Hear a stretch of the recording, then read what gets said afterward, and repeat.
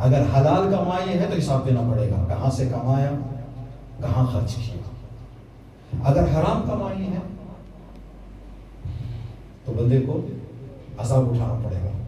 پھر ایک کہا کہ امام نے فرمایا کہ کچھ کمائیاں ہوتی ہیں جو کلیئر نہیں ہے کہ حلال ہیں یا حرام ہے، وہاں پر بندے کو تسلی ہے۔ جہاں پر تمہیں پیور حلال کا بندے کو یقین ہے وہاں پر حساب دینا ہے جا کے، جہاں پر پیور حرام کا یقین ہے جا کر وہاں پر عذاب اٹھانا ہے۔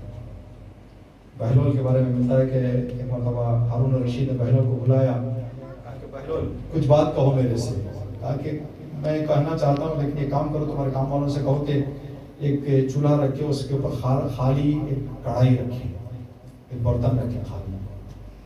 کیا کرنا ہے؟ کوئی چیز بتانا چاہتا ہوں۔ کڑھائی رکھی گئی، برتن رکھا گیا چولہے پہ، جب برتن ایک دم گرم ہو گیا ہلکا ہلکا سا، تو بہلول نے کہا کہ میں اس پہ جا کے سمجھو کہ قیامت ہو گئی، ٹھیک ہے، تم نے دوپہر میں کیا کھایا، میں نے دوپہر میں کیا کھایا، اگر میں اللہ کے سامنے کے حساب دینا پڑے گا۔ تو وہ گرم برتن کے اوپر پیر رکھ کے کہا کہ سوکھی روٹی اور نمک مجھ کو اتر گئے ہو، اب تم جا کے بتاؤ دوپہر میں کیا کیا کھایا۔ اب بھوندا جاؤں گا، دسترخوان میرا یہاں سے وہاں تک رہتا ہے، ایک ایک چیز میں گنانا چاہو تو بھونا جاؤں گا۔ تو بہلول نے کہا کہ اتنا کھاؤ جتنا حساب دے سکو جا کے وہاں۔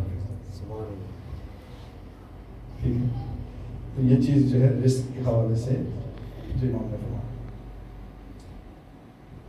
یہ ایک مسئلہ ہے جو حدیث میں چھٹے امام کی حدیث ہے کہ آخری زمانے میں دو چیزیں ڈھونڈنے سے بھی بہت کم ملیں گی، ایک وفادار بھائی اور ایک حلال کمائی۔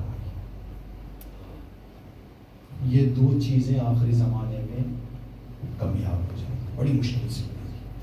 یہاں پر جو لفظ استعمال کیا امام نے اعز یعنی ریئر جو ملتی ہیں، جو بہت کم ملتی ہیں، امام نے کہا آخری زمانے میں وفادار بھائی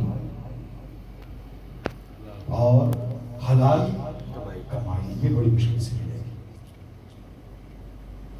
ہو سکتا ہے ہماری کمائی ہم سوچیں کہ پار کے پتہ آگے والا کہاں سے لے کے آیا، آج کل شیئر مارکیٹنگ چل رہا ہے، پتہ نہیں آگے والا کہاں کہاں لے کے خرچ کر رہا ہوگا، ویسے وہ کہاں کہاں کی کمائی اٹھا کے لا کے جو ہے ہم کو وہ دے رہا ہے۔